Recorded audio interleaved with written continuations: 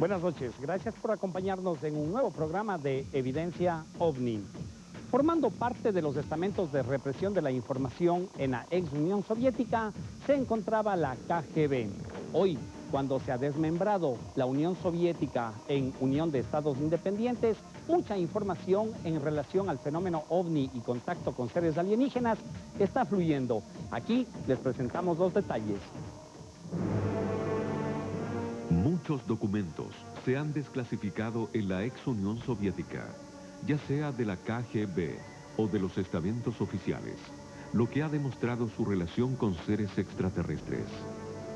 La evidencia en videos y fotografías en Rusia y la ex Unión Soviética cada vez es más frecuente, aunque no muchos encuentros han sido oficialmente reportados.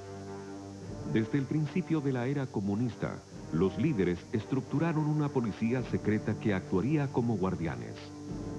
Durante su existencia, la KGB fue la policía secreta o fuerza de espionaje más grande y extensa en la historia del planeta. Con más de 300.000 agentes, logró infiltrarse en todas las principales agencias de inteligencia occidental. Rusia ha tenido muchos avistamientos de ovnis. Los sucesos mejor conocidos son los de Tunguska y de Dalnegorsk. Este último ocurrió en enero de 1985. Era una esfera de luz que cruzó a lo largo de una tranquila región al norte de Vladivostok. Los investigadores más tarde recuperaron material que incluía bolas de plomo, hierro, pedazos de cristal y un engranaje.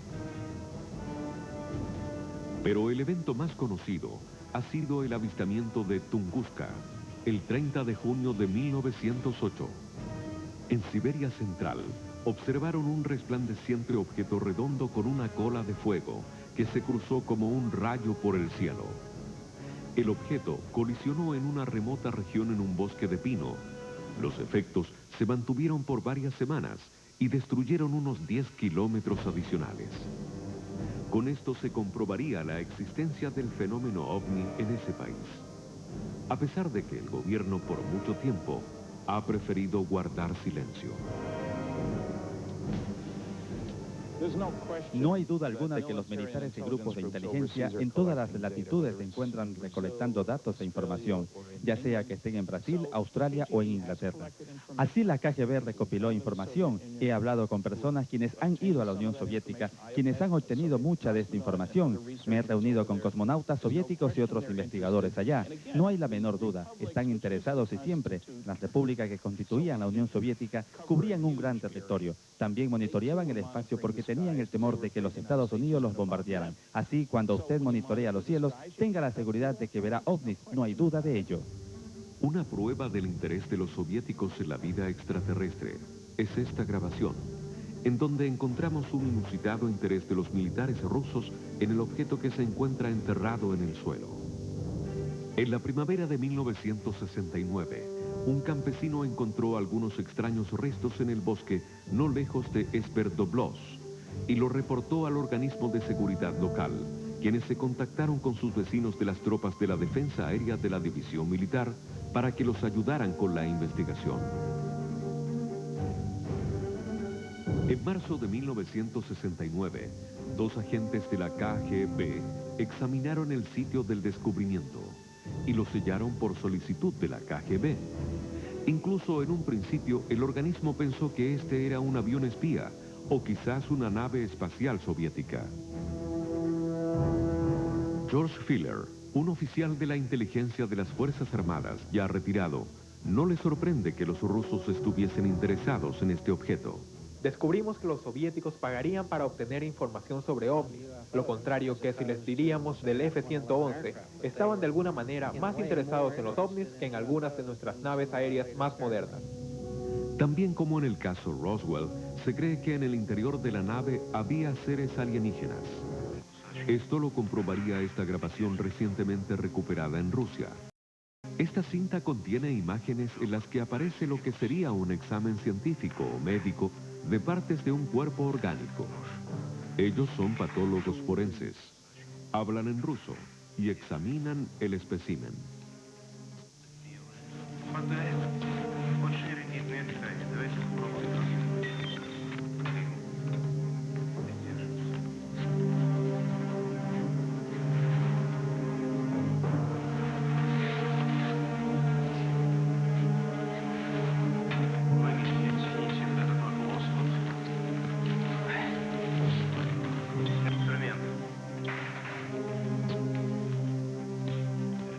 También describen las partes que remueven y que se asemejan a varios órganos.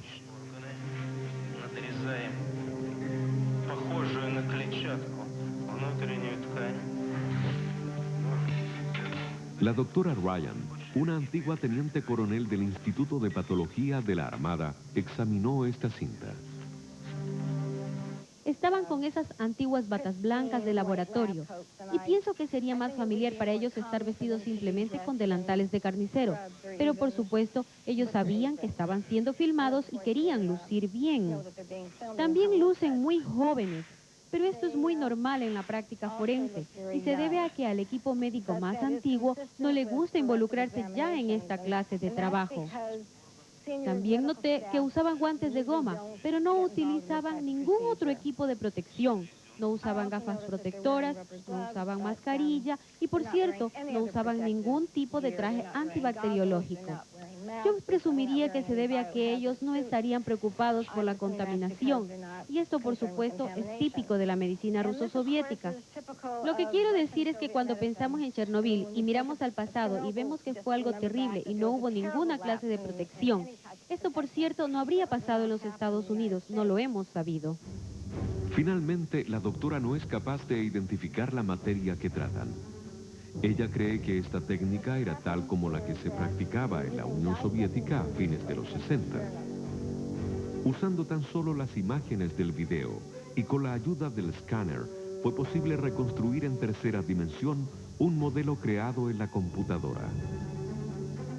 Finalmente, se pudo observar una figura alienígena.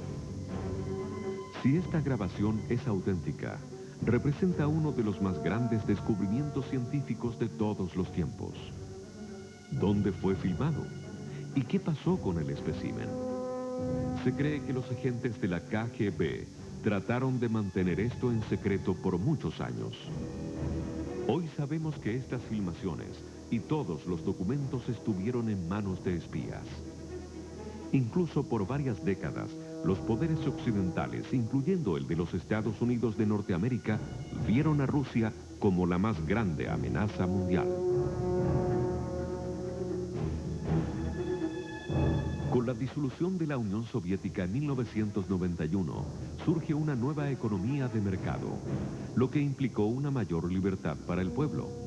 Así surgieron organizaciones controladas por grupos criminales, lo que hizo posible que la documentación pudiera obtenerse de las mismas fuentes. Incluso existen videos que comprueban los encuentros.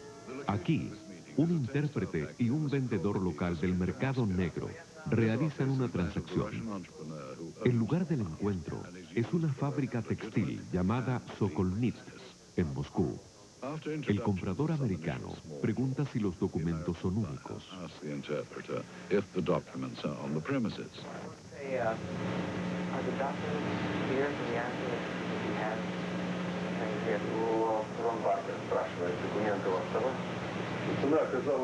El vendedor manifiesta que fue muy difícil obtener los documentos, y esto ha encarecido el precio. Después de consultarlo con su socio, el vendedor finalmente accede a mantener el precio original.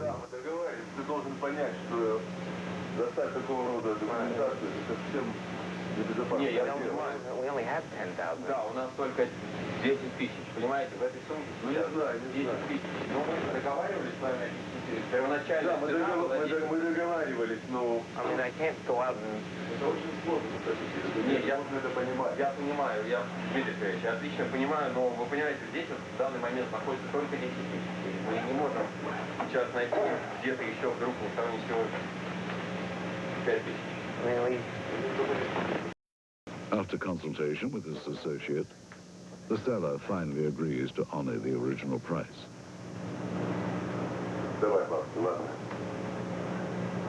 Finalmente la transacción se completa.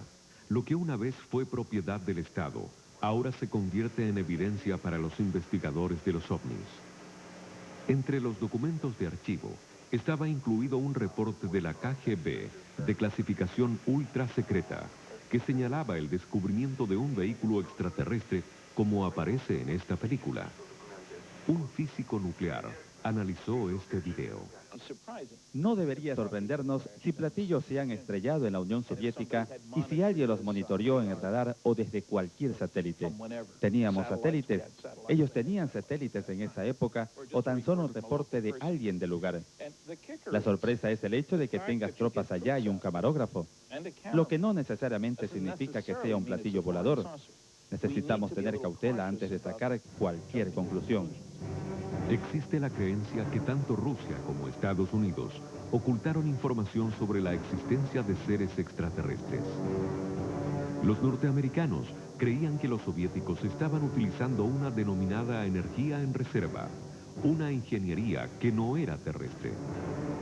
Si agentes de la KGB o de cualquier otra organización gubernamental soviética recogieron partes de lo que sería una nave de procedencia extraterrestre, ellos estarían extremadamente interesados en examinar todos estos materiales muy privadamente. Este reporte secreto de la operación Sverdlovsk lo comprueba. Él contiene una detallada descripción del rescate en Sverdlovsk. Este informe señala que un disco volador se estrelló en aquel lugar. Además describe la existencia de restos orgánicos y que todo fue grabado por una orden del ministro de Defensa soviético. También tenemos notas sobre los exámenes científicos del espécimen orgánico recuperado, lo que concuerda con la grabación de la disección. ¿Será entonces posible que los rusos hayan recuperado un extraterrestre y a sus ocupantes hace ya 3 décadas? Si los miembros de la Armada Soviética afirman hoy que tenían conocimiento de un supuesto choque de un ovni, entonces la pregunta es, ¿qué pasó con los tripulantes? Además se recuperó material gubernamental, como estos 3 certificados de defunción, emitidos en el Instituto de Biología, todos registrados el 24 de marzo de 1969. Los documentos, la película, los testigos, nos obligan a preguntarnos si esta grabación es genuina. ¿Es una visita de seres alienígenas? ¿O fue la grabación creada como parte de una campaña de desinformación de la Guerra Fría? Estas son pruebas innegables que indican que durante mucho tiempo se ocultó información en la ex Unión Soviética y que sí existió un estamento oficial de represión conocido como la KGB.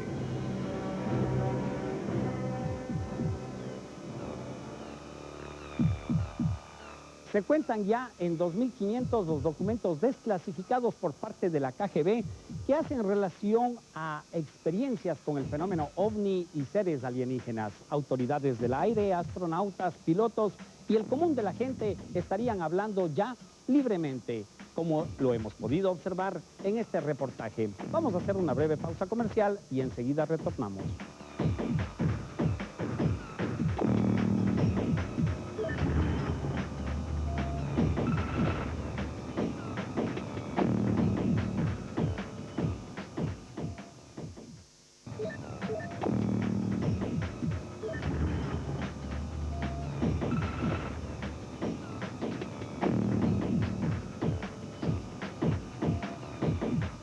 Estamos de vuelta. Gracias por mantenerse en nuestra sintonía. Existen muchos enigmas en nuestra humanidad que les hemos ido presentando en diferentes programas de evidencia OVNI. Hay algunos que incluso forman parte de la historia mismo de ciertos pueblos y tienen una connotación especial. Por ejemplo, aquí en Chile se estila decir, estás más perdido que el teniente Bello. Hemos invitado en esta oportunidad a Carlos Muñoz, un estudioso de esta historia, para que nos cuente los detalles de la misma. Gracias por estar con nosotros en este set, Carlos Muñoz. ¿Qué connotación tiene este caso del teniente Bello? ¿Qué tal, Jaime? ¿Qué tal, amigos de Evidencia OVNI? La historia es la siguiente. El 9 de marzo de 1914, el teniente Alejandro Bello Silva realiza un raid entre el aeródromo del Bosque, Culitrín, que es la zona de Paine, y Cartagena. Esto le permitiría a él titularse de piloto de guerra. Yeah. Misteriosamente desaparece. Hasta el día de hoy existen distintas expediciones y cada cierto tiempo hay iniciativas con el fin de ubicarlo, cosas que hasta el día de hoy no ha sido posible encontrar sus restos o lo que pudiese haber quedado de él.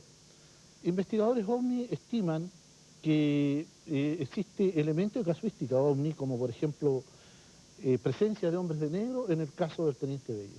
Ya, en la historia esta. ¿Existen otros casos similares al del Teniente Bello? Bueno, dentro de la enigmática de la aviación tenemos el 20 de marzo de 1980 el caso del comandante César Guevara Fuentes, quien desde la base de Cerro Moreno, una base de la Fuerza Aérea al norte de Antofagasta, despega en un avión Hawker Hunter biplaza en compañía de un teniente coronel brasilero, Fleury-Curado, y luego él ingresa dentro de este raid a una nube, aproximadamente en la zona entre Tocopilla y la desembocadura del río Loa.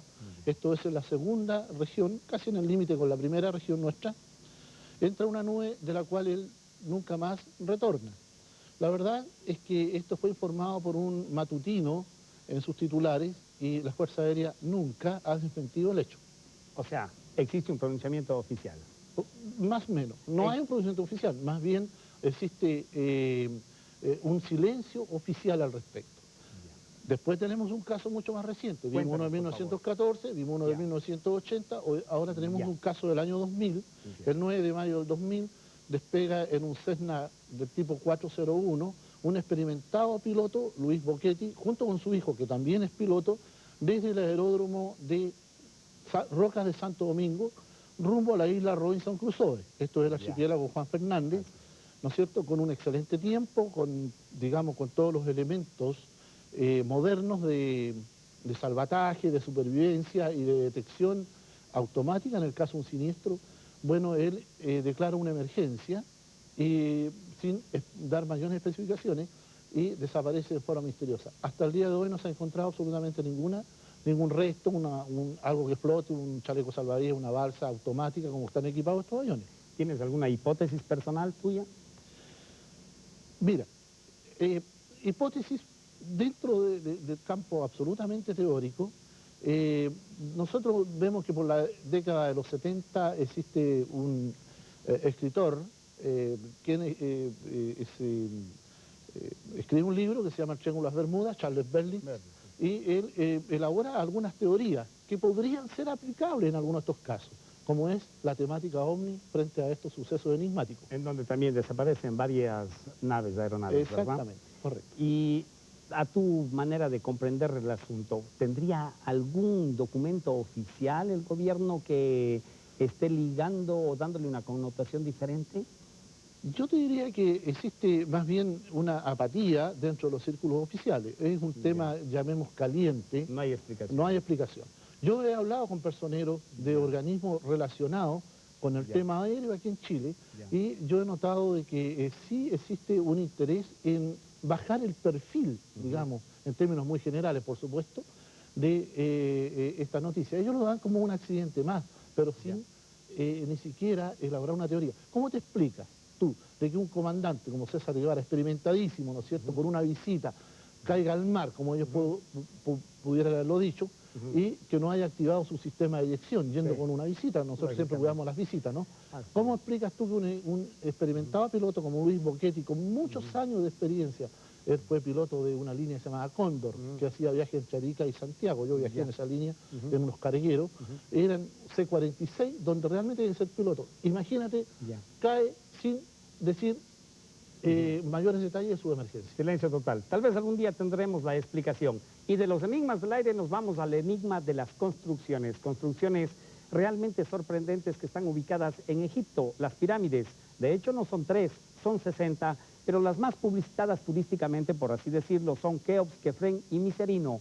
Todos los detalles y el entorno de su construcción estarían ligadas a un contacto con los dioses. Veamos de qué se trata. Las pirámides de Egipto siempre han estado rodeadas de misterios y leyendas. Algunos científicos plantean que la primera de estas monumentales figuras fue construida antes del primer faraón. Pero ¿qué sabemos realmente de las gigantescas estructuras espirituales formadas de granito que se encuentran en el corazón de la pirámide? Parece que las pirámides de Giza fueron construidas simulando faros por extraterrestres como parte de una pista de aterrizaje que termina en el puerto espacial en el desierto del Sinaí. La NASA ha encontrado conexiones entre la Gran Pirámide de Egipto y las encontradas fuera de nuestro planeta. Quizás podremos descubrir que en realidad nosotros éramos los marcianos. Los expertos creen que la Gran Pirámide está entregando sus secretos, porque nosotros, al igual que los egipcios, estamos dirigiendo nuestra atención al cielo.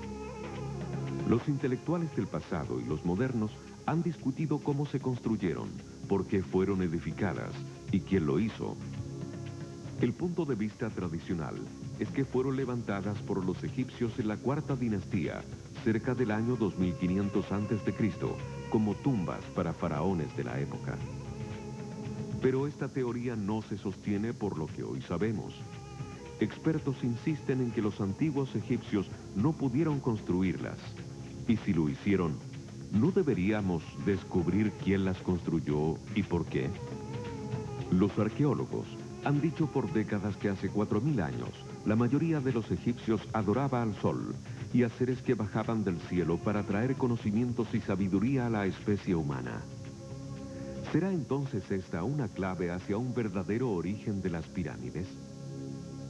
Los descubrimientos recientes en otros planetas nos dicen más acerca de las pirámides de Egipto. ¿Es posible entonces que estos colosos fueran levantados por los mismos arquitectos? ¿Podría la naturaleza de las pirámides tener la respuesta a los misterios de la existencia de la especie humana en la Tierra? Todas estas hipótesis están siendo analizadas, pero las pirámides están ahí. Muchos profesionales están de acuerdo en que física, matemática y científicamente, la Gran Pirámide no pudo haber sido construida por los egipcios. 147 metros de altura cubriendo un área del tamaño de un estadio de fútbol. Una masa casi sólida, con 2.300.000 piedras perfectamente encajadas. Cada una pesa entre 2,5 y 10 toneladas, lo que es suficiente para construir 35 edificios Empire State, más miles de kilos de escombros. Su alineación al verdadero norte es casi perfecta, y la precisión de su construcción nunca ha sido duplicada. ¿Realmente habrán podido construir las pirámides los egipcios, o serán obra de otra civilización mucho más avanzada que la nuestra? El historiador griego Heródoto estableció el punto de vista tradicional cuando visitó Egipto en el siglo V a.C. Relató que grupos de esclavos de 100.000 hombres, reemplazados cada 3 meses, construyeron la Gran Pirámide en 20 años. Pero, ¿es esto posible? Para construir la Gran Pirámide en 20 años, como lo afirman algunos arqueólogos, debían haber colocado una de esas enormes piedras cada 3 minutos y medio durante 24 horas al día. Eso requeriría de una tecnología que no poseemos hoy en día. Colocar las piedras en su lugar es solo parte del problema. Pero el verdadero obstáculo es transportarlas desde las canteras hasta el lugar de la edificación. Existe una creencia muy popular, la cual Hollywood ha promovido, de que cientos de miles de esclavos fueron utilizados para construir las pirámides. Nada podría estar más lejos de la verdad. Los egipcios de la cuarta dinastía no eran formidables ni agresivos, pero aun si lo fueran, no había suficientes esclavos dentro de un radio de 5.000 kilómetros que pudieran suplir la mano de obra necesaria. Sin suficiente mano de obra, ¿cómo se pudo realizar el trabajo? Aún así, los constructores utilizaron algún tipo de maquinaria para colocar los bloques. Los egiptólogos no están de acuerdo acerca del tipo de maquinaria utilizada. Los puntos de vista académicos aceptados están divididos igualmente entre los remadores y los rampistas. Estas dos teorías se enseñan como hechos cuando estas ni siquiera son teorías substanciales. Con la teoría rampista de la egiptología se nos pide creer que se construyó una rampa de 1 kilómetro de largo, aumentando la inclinación a medida que la pirámide aumentaba en altura. Pero hubiera requerido mayor esfuerzo construir la rampa que la misma pirámide. Habrían quedado toneladas de desperdicio de construcción. Si la teoría de la rampa es desacreditada, la otra explicación sería que los bloques fueron transportados sobre troncos. Mover una piedra de esa manera puede ser demostrado, pero unas consideraciones obvias debieron haber descartado esta teoría hace mucho tiempo. Los únicos árboles disponibles en el antiguo Egipto eran las palmas, y como fuente de comida es poco probable que las hubieran talado. Importar troncos hubiera requerido de más embarcaciones de las que Egipto ha tenido en toda su historia, solo para transportar los 25 millones de árboles necesitados.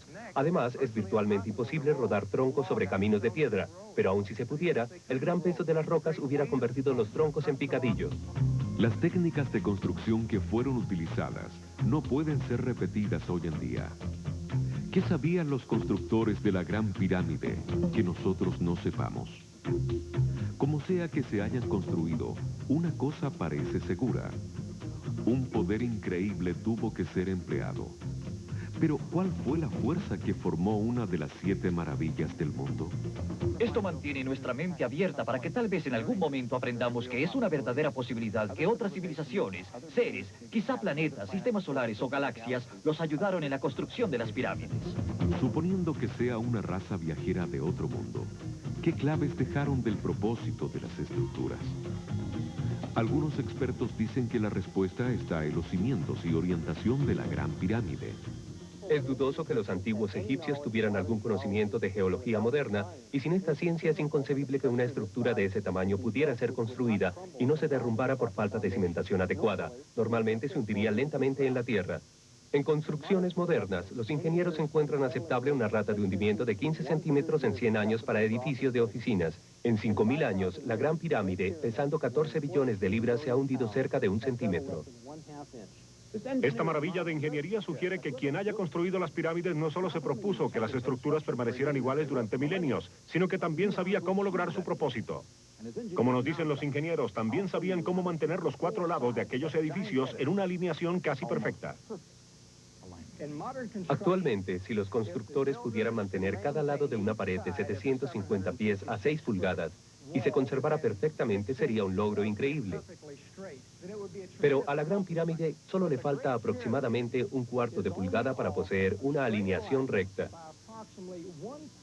Esto es casi imposible de duplicar en el campo de la construcción moderna.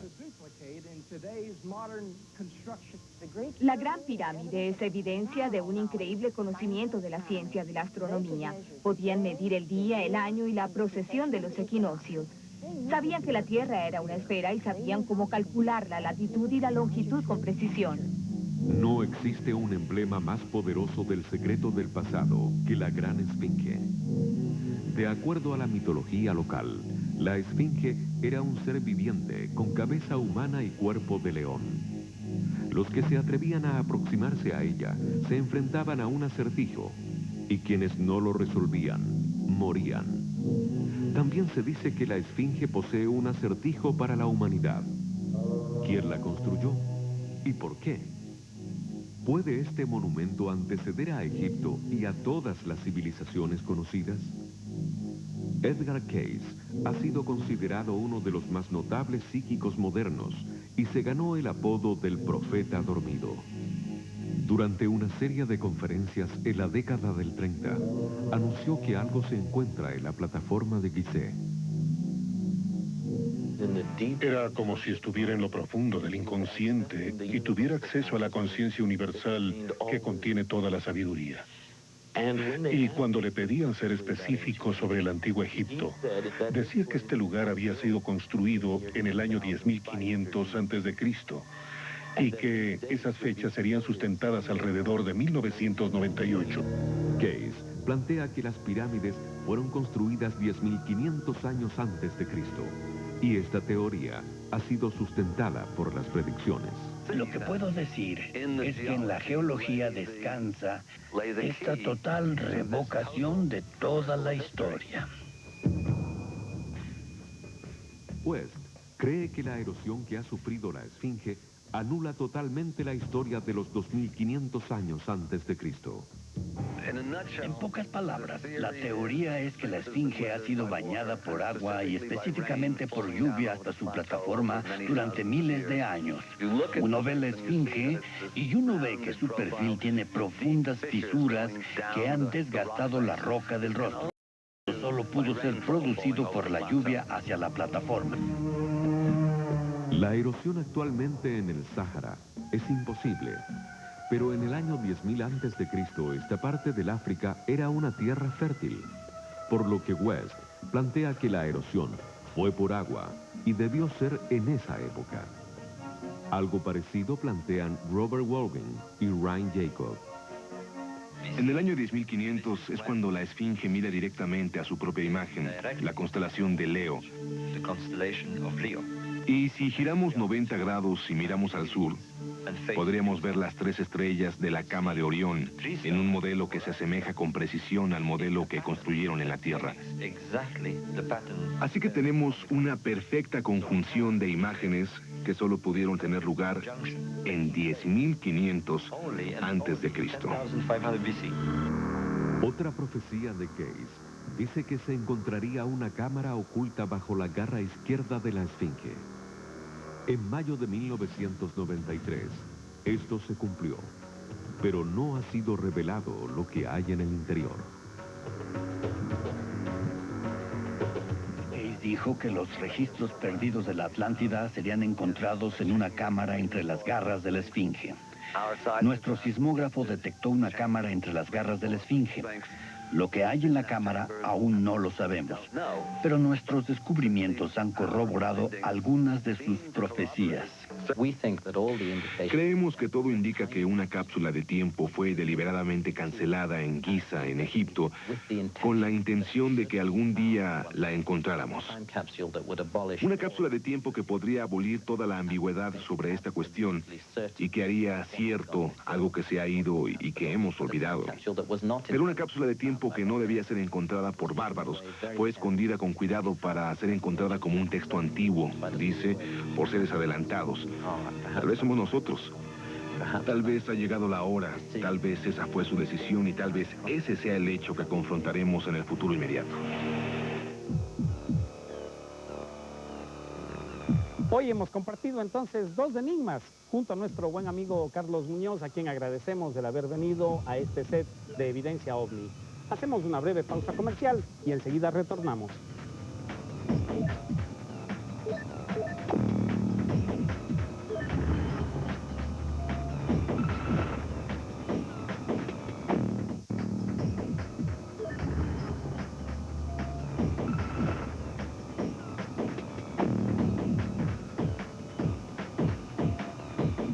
Bien, ya hemos regresado.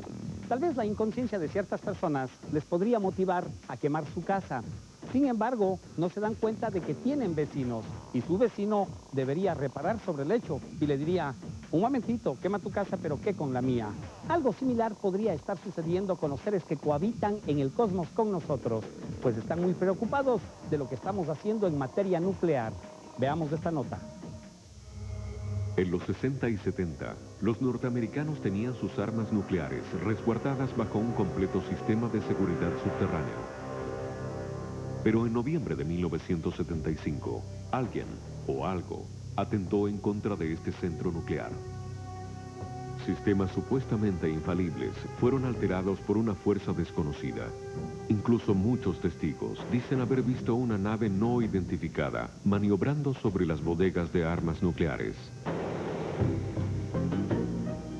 En octubre de 1975, la base de la Fuerza Aérea de Michigan fue alertada después de que el radar captase una nave no identificada avanzando hacia ella. Esto es una piedra clave con una interrupción repentina. La hora de autentificación es 19:06 interrupción. Registren eso.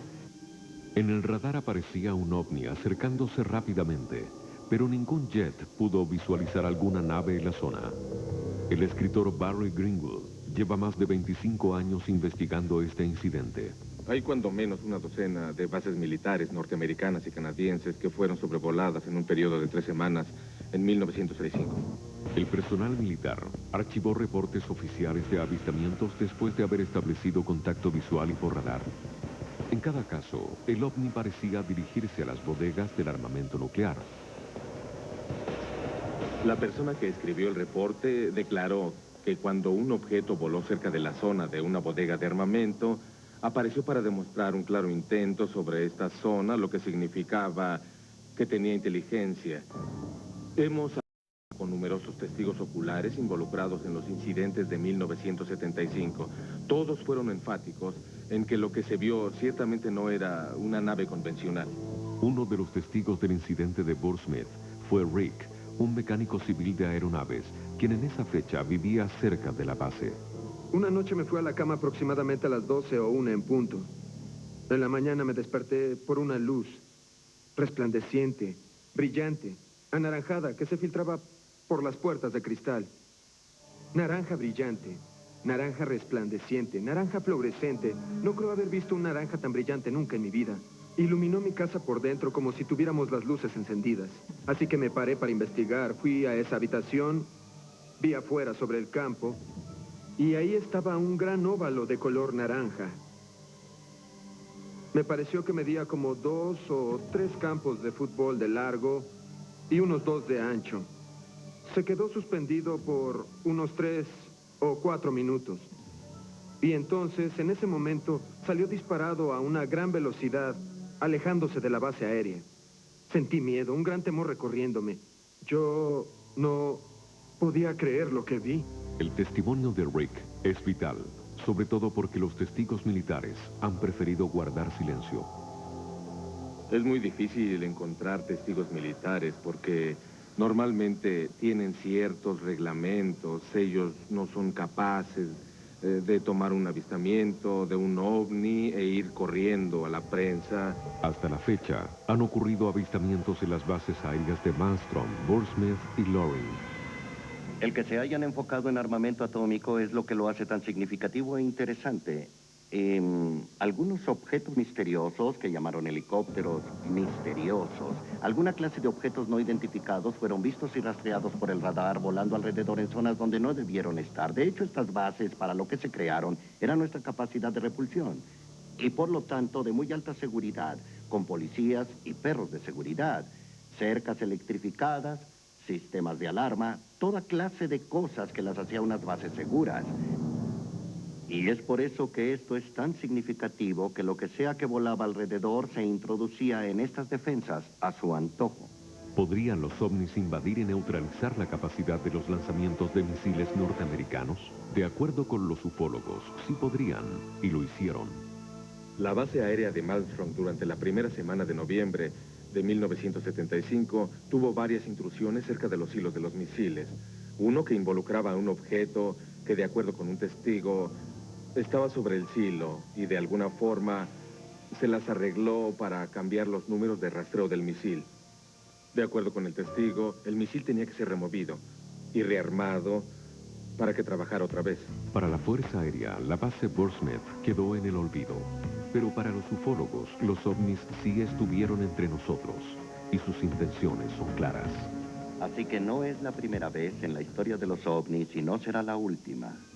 Hay muchos casos donde estas cosas fueron reales e inexplicables. Volaban dentro y fuera de estas áreas súper seguras a su voluntad y no pudieron controlarlo. Esto les ocasionaría un serio problema. No pueden decir que te estamos defendiendo, simplemente no pueden. Está más allá de su capacidad. No deben ser detenidos por alegar esto. Solo desearía que fueran más sinceros con el público sobre lo que sucede en estos casos.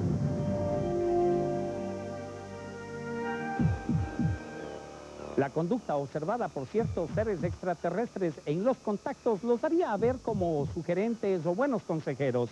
Esto precisamente sería lo que está sucediendo también en Israel, en donde, a decir de los ufólogos, se estaría retomando la historia registrada en el Pentateuco hebreo. Veamos lo que está pasando ahí.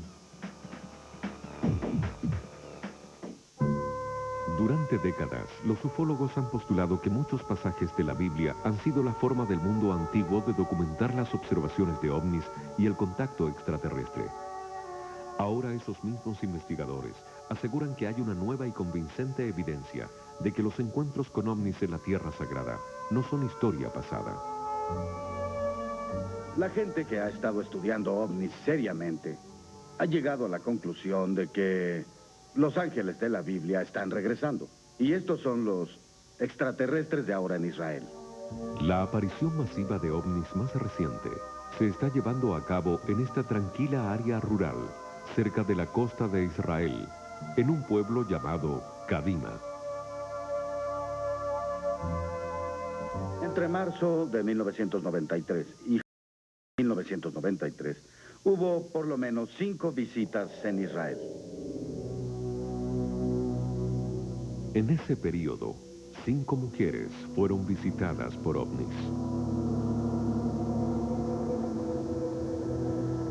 Estas no son mujeres que tengan algún interés en especial. No tienen nada que ganar con... Estaba dormida y me desperté muy temprano por la mañana del sábado. Escuché un sonido muy fuerte. Tenía miedo de bajar a revisar. Preferí esperar hasta que hubiera luz. Eran como las 3 de la mañana del sábado. Me despertó el perro. Fui a la puerta que está cerca de la ventana. Dentro de la casa estaba oscuro, pero afuera había una luz. Abrí las cortinas y vi una imagen gigante observándome. Su rostro era más bien ovalado, sus ojos brillantes como un semáforo centellando. Su nariz era muy pequeña, como de punto. Traté de acercarme a él instintivamente y empujarlo, pero era como empujar una pared. No me dijo nada, pero escuché una voz en mi cabeza. Era como telepatía. La voz dijo, podría aplastarte como a un perro. Regresa con tu esposo. Tenemos 5 mujeres que no se conocen describiendo los mismos gigantes sin pelo. Podrían describir pequeños, verdes, rojos humanoides. Tenían una infinidad de posibilidades de descripciones. Todas describieron a la misma criatura de más de 2 metros y sin pelo. Todas estas mujeres encontraron en sus patios un círculo de cosecha después de ser contactadas.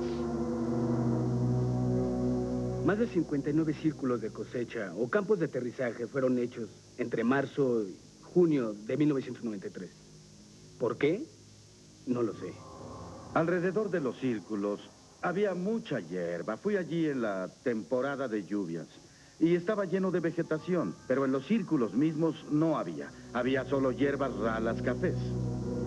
Y los investigadores descubrieron materiales extraños pegados a las cosechas secas. Habían manchas rojas raras por todas partes y pequeños pedazos de material desconocido, que ahora sabemos que es silicón. Es este. Es muy ligero, es muy delgado y es muy brillante. Lo enviamos al Laboratorio Nacional de Geología, al doctor Henry Funor, quien lo analizó. Según el testimonio del doctor Funor, este material específico del que estamos hablando es un silicón puro en un 99.8%. No existe de forma natural en la Tierra. Cuando se dieron a conocer públicamente los detalles de los encuentros de Kadima, otros residentes empezaron a relatar historias que habían mantenido en secreto por años. En 1991, Eli Cohen, un joven y ambicioso hombre de negocios, se despertó una noche cuando su casa brillaba desde adentro. Estaba parado cerca de la ventana de la cocina. Miré hacia arriba y vi un ojo, un enorme ojo con una luz. Eli afirma que el objeto apareció unas 3 noches. Cada noche aproximadamente 3 horas y media. Brillaba, flotaba, se movía, no hacía ruido, ningún sonido en absoluto. Estaba muy claro que era un disco. No necesitaba que nadie dijera que venía del espacio. Un objeto con forma de sombrero mexicano. Debió tener unos 30 metros de diámetro y un agujero redondo en la parte de abajo. Si esto no es un engaño, no es falso. Y es un ovni de verdad. Coincide en tamaño con el del aterrizaje del avistamiento encontrado en Kadima 3 años después. Si los extraterrestres están tratando de hacer contacto, ¿por qué escogieron Kadima? Hay una enorme antena de radio, localizada a la mitad de Kadima.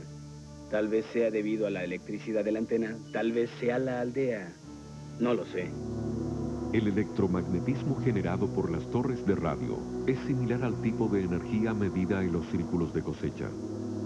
Pero esta energía ha provocado efectos físicos en las mujeres que han sido contactadas. Pero en enero de 1995, el fenómeno tomó un extraño giro. A 800 metros de la torre de antena de Kadima, vivía un granjero llamado Amos Hueta. Despertamos la mañana de un sábado. Fuimos a alimentar a los pollos, a los borregos y al perro, como siempre. A las 6:30 de la mañana, cuando despertamos, ya era muy tarde. Todos los animales estaban muertos, menos el perro. Abrió los ojos y no tenía globos oculares. 15 minutos después, el perro falleció. Caminó hasta el corral de los borregos y encontró 3 borregos muertos. Los habían rasurado alrededor de las mejillas y tenían un gran agujero en el hueso mismo. Tampoco se encontró sangre. Tratamos de cortar las venas de los borregos, pero no había sangre en ellas. Estaban vacías, sin sangre. Se dirigió al corral de las gallinas, donde las gallinas estaban literalmente congeladas. No había pánico entre ellas, no estaban dispersas, sino en sus lugares, muertas, casi 40 de ellas. Según algunos ufólogos de Israel, el significado de estos acontecimientos no solo tiene importancia científica, sino también religiosa. La ufología israelita está dividida entre racionalistas y místicos. Los místicos piensan que algo extremadamente importante está relacionado con los aterrizajes. Como quien ha estudiado la Biblia, de alguna forma conocedor de la Biblia y especialista en las lenguas antiguas de la gente del Medio Oriente, me interesé en los orígenes de sus civilizaciones y tal vez sin intención me di cuenta del hecho de que en las antiguas civilizaciones la gente de ese tiempo afirmaba que les enseñaban que los visitantes de un planeta vecino a la Tierra les daba ese conocimiento. La diferencia entre la interacción en ese entonces y ahora es que antes no los llamaban ovnis. Sabían precisamente quién los usaba y los volaba. Los tan mencionados antiguos dioses. Y ahora los llamamos extraterrestres. Y nos asustamos de ellos. Juzgar si la actitud de estos seres extraterrestres es buena o es mala solamente depende de la lógica y del nivel de conciencia de quien los interpreta. Nosotros pensamos de que las sugerencias están retomando la historia registrada, como dijimos en un principio, en el Pentateuco hebreo. Vamos a hacer una pequeña pausa comercial y luego retornamos.